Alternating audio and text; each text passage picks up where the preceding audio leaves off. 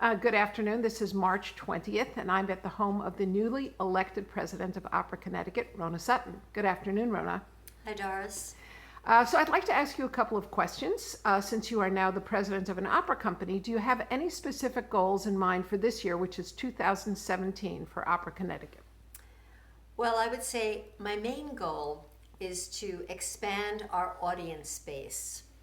That we want to have new audience members. We want to keep the ones who've been coming, but we want to spread the word about what an exciting season we have coming up, and that this is an opera company for everyone. And continuing my conversation with Opera Connecticut's new president, Rowna Sutin, this summer on July 20th, Opera Connecticut will be presenting its 9th annual American Opera Idol.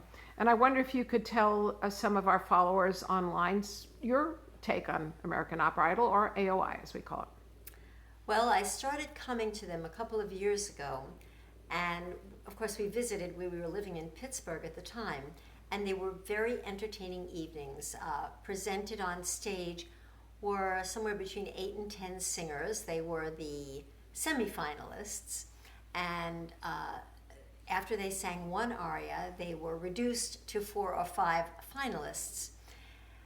During this time, Doris, you, as mistress of ceremonies, would introduce the arias that the young people would sing, and you had a very entertaining take on the opera plots, which are very entertaining. Afterwards, a lot of prizes are given out, many thousands of dollars. Many of the finalists get a prize, and in fact, last year, every finalist got a prize. It was very special. And the audience members have a great time. Everybody gets to vote. It's actually the audience that picks the American Opera Idol.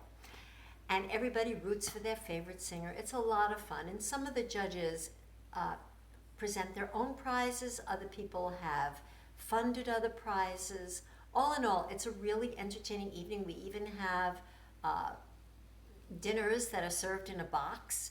We're at the beautiful Pond House. For those people that don't know, it's an absolutely gorgeous venue. Right, at Elizabeth Park in Hartford.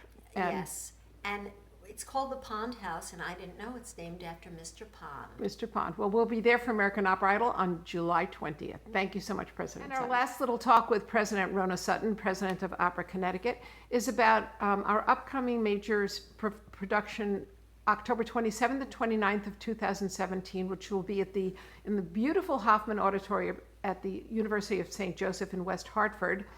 And we are going to be presenting Rigoletto, one of arguably Verdi's greatest operas, certainly one of the top 3 or 4.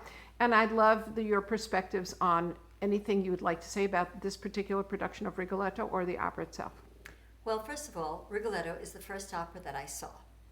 And I fell in love because it's just a tune fest. And even though I know the tunes very well, they still make my heart race at the most important times in the opera.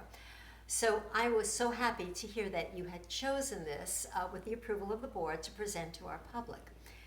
And of course, an amazing thing happened. 2 seasons ago, Nelson Martinez sang the role of Scarpia in Tosca, and this season he made his Met debut. Not only did he make his Met debut, he also substituted at the very last minute in La Traviata for the Elder Germont, and he replaced Thomas Hampson, a very well-known singer, and Nelson did fantastically. Nelson is going to be our Rigoletto. I urge everybody to go onto YouTube, put his name in, Nelson Martinez, with an EZ at the end. I think some of his best clips are singing Puccini in Il Tubaro. Also, he has a fabulous clip of him doing the prologue from Pagliacci. I think people will be able to see that this is a major talent.